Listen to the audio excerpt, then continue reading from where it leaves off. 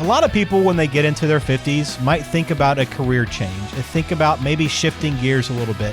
But is a career move smart, or is it a big retirement risk at that stage of your life? Today, we're going to break down the pros and cons and talk about smarter ways to fund a midlife career pivot without jeopardizing retirement.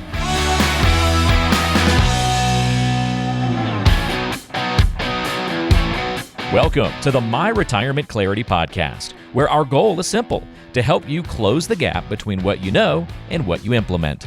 The team at Perkins Wealth Management does this by helping good people make great decisions so they can enjoy an amazing retirement. And now, here's your host and financial advisor, Lee Perkins. This is My Retirement Clarity. Glad to have you on the podcast once again. I am Ben George. He is Lee Perkins, owner and financial advisor at J.L. Perkins Wealth Management in Macon, Georgia. Leah, we got a good question to tackle today. I think this is an interesting one because I think a lot of people, especially recently with COVID, a lot of people have been thinking about, what do I do? Do I want to shift gears? Do I want to try something different here in my 50s while I still have a little bit of time before retirement? Yeah, two things here. A lot of people have that choice, and maybe, during COVID, when the world shut down, a lot of people made the decision to retire, do something else, go to another career.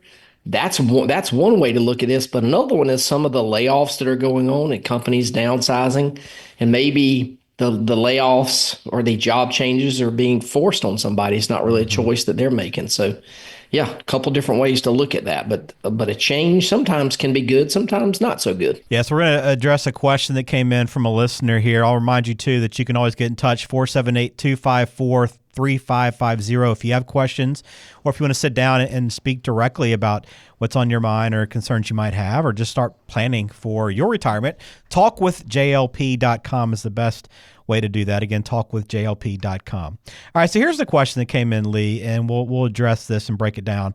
I was laid off from my corporate job this year, and to be honest, I'm not very excited about trying to find something else in the corporate world at age 53. I've always been interested in real estate, and I'm considering getting my license and becoming a realtor. However, this would probably require taking some early withdrawals from my IRA to make ends meet before I get my new career up and running. Is this a dumb idea, Lee? So let's kind of break down. There's a few different parts here. And I think the thing that sticks out to me here, first off, is those early withdrawals. How risky is that? And is that something you would necessarily encourage someone to do that's thinking about maybe starting a business or changing careers?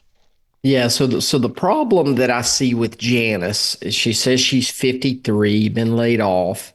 If she does take an early withdrawal from her IRA, she's going to be penalized. And I don't like for people to pay a penalty. And because she's 53, she's too young to take a withdrawal without a penalty. There is technically a way for her to do this, but she would have to get in bed with the IRS. And the rules are very stringent. She can't pick what she takes out, and she can avoid the penalty. And if something happens and she has to bust that agreement, they would go back and penalize her for everything else. If she was 55 or turning 55 this year, my advice to her might be a little bit different, because she could take money from her 401k without a 10% penalty from the IRS. And a lot of people don't know this rule.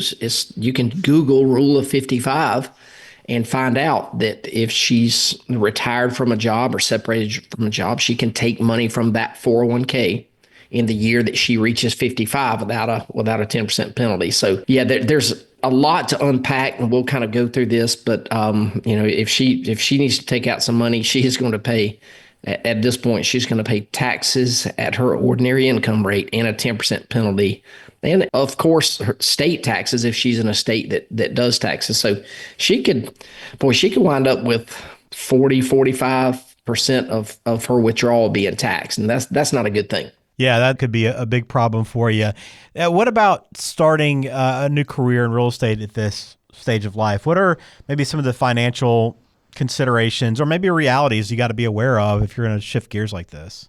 This one is tough because real estate is generally selling real estate. And I don't know if she wants to sell commercial real estate or she wants to sell residential. I would assume she's interested in residential real estate. It's a commission-based business. And unless she's got some type of sales background, I think it's going to be risky for her to borrow from her 401k to bridge the gap while she learns to sell. And because she doesn't know if she's not in sales, she doesn't know if she can sell, if she can sell anything. And that sales cycle can be long if you're selling a house. And the whole industry is subject to market risk. And so I know realtors that have done very, very well. And when times are good, they do well. But when times are bad, they don't do well.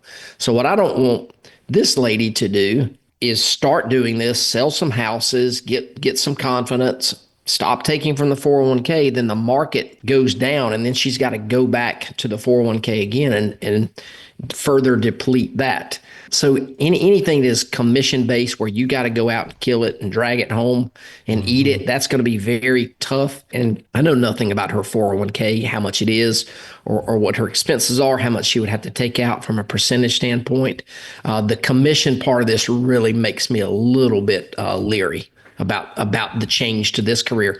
I would rather her probably take a salaried position. Yeah, it's a tough one. I mean, shifting gears, that commission, as you mentioned, it's hard to not have that consistent income coming in, especially when you're tapping into your retirement savings. And that kind of brings me to my next question, Lee, is, what are some other ways to maybe fund that career transition and try to avoid the retirement savings, which I know you want to try to do if you can? Yeah, and I kind of alluded to it there at the end with the other one. I think a salaried position, it would be better in her situation. Now, she said in her email to us that she's not really thrilled about getting back into the corporate world.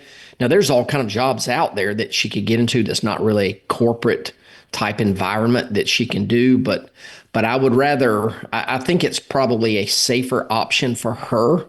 And again, I don't know her personality. I don't know how much life risk she's willing to take, but surface level look at it, I think it would be a wiser move for her to take a salary position. Now, if she wants to bet on herself and roll the dice and do that, she can certainly do that. But just answering the email, boy, I'd rather her find a salaried position and maybe find something that she really enjoys doing. Hey folks, Lee Perkins here. I wanted to tell you about our brand new book called Next Phase, How to Retire in a Year or Less Without Regrets. It's all about helping you prepare for the next phase of your life, whatever that looks like for you. So, if you're ready to make the most of your next phase, or if you're already retired and aren't sure you're doing all you can to get the most out of your retirement, then you'll want a copy of this book. All you have to do is text Next Phase to 478-475-2050, and we'll send you a copy right away. You can also access additional resources and register for one of our upcoming workshops at our website, www.myretirementclarity.com. Thanks for listening. Now back to the show. Yeah, that would be the best case scenario. All right, so I know this is something that a lot of people come across, Lee. It's just trying to, chase a new passion, especially as you get closer to retirement, but you don't want to risk and jeopardize everything you've been saving towards. So, how do you go about balancing? What are some ways that maybe someone can balance that new pursuit while also kind of protecting that long-term financial future? Everybody wants to do something that they love doing. So I would encourage her to do something that she loves doing, but that can also be bad advice because there's a lot of things out there people love doing that you can't get paid for. So do something that you love doing, but do something that is going to provide somebody else value, meaning somebody's got to be able to pay you for what you do or to pay you for the problem that you solve.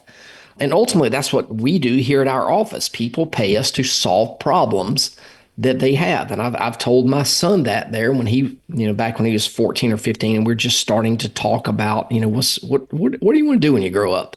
Mm-hmm. And I said, people will pay you to solve their problems. So this person here needs to say, hey, ask herself, what skills do I have that other people would value? What would they pay me for? And I think that's where a good starting place for her. I'll go back to a story maybe 7 or 8 years ago. I was interviewing for a position here, and we're actually interviewing folks right now. And I think we've got a good crop of folks to pick from now. But I was interviewing a lady a few years ago, and I said, hey, why? And it's just a generic question. Why should I hire you over the next person? And her answer was, because I need a job.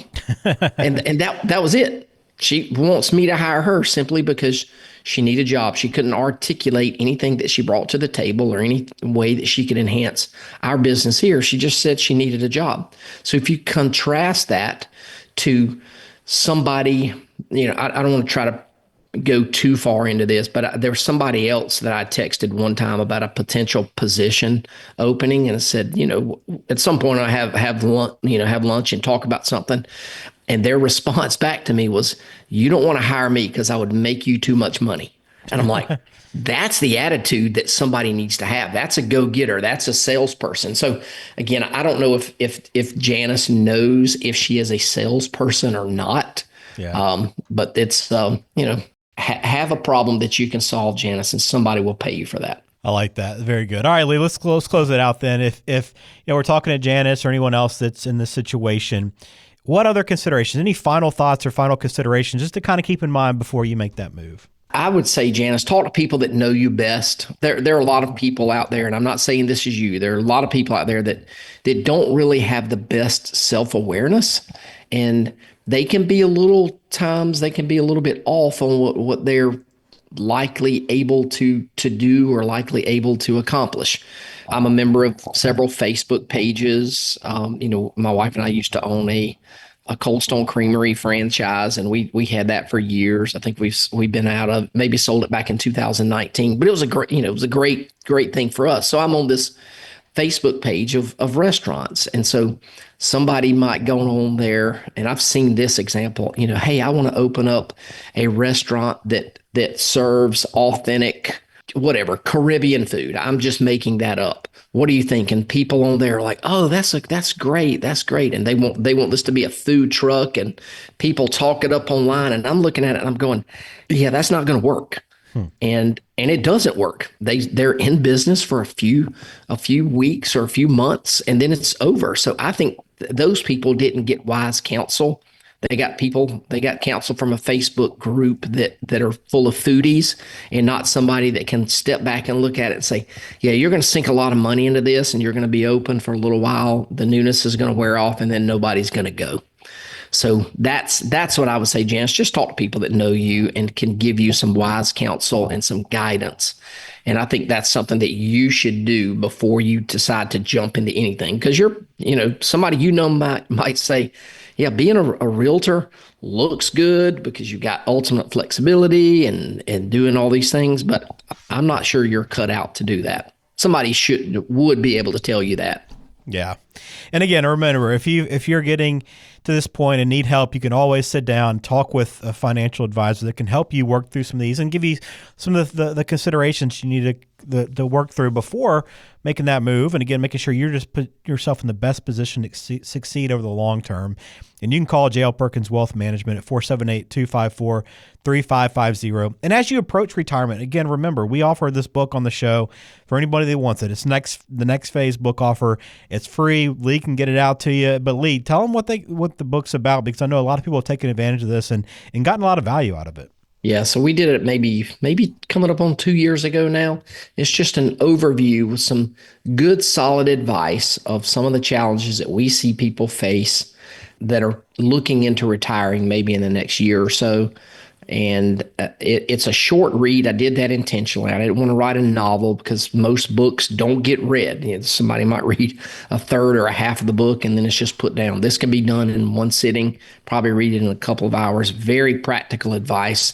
And you get a copy of it by going, just texting the word next phase to 478-475-2050. All right, very good. Well, thanks for listening to another episode of My Retirement Clarity. We appreciate your support and appreciate you listening. We'll be back again soon with another episode, so please hit subscribe. Lee, have a good week. Thanks, man. You too.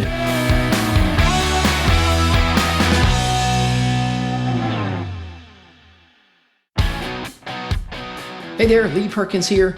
If you're like a lot of folks, you've been listening to this podcast for a long time now, but I've got an important question for you. Have you implemented any of the ideas that we've discussed on the show? If you haven't, what are you waiting on? You know you're not getting any younger. So here's my challenge. Don't just consume the content. Our number one goal for this podcast is to help you close the gap between what you know and what you implement. So if you're ready to implement, take that first step today and visit www.talkwithjlp.com and schedule a 15-minute phone call with one of our advisors, and we'll help you close the gap between what you know and what you implement so you can enjoy the next phase of your life. Now is your time. Don't procrastinate any longer. Investment advisory services are offered by J.L. Perkins Wealth Management, a registered investment advisor and insurance agency. Information is for illustrative purposes only and does not constitute tax, legal, or investment advice. Always consult with a qualified tax, legal, or investment professional before taking any action.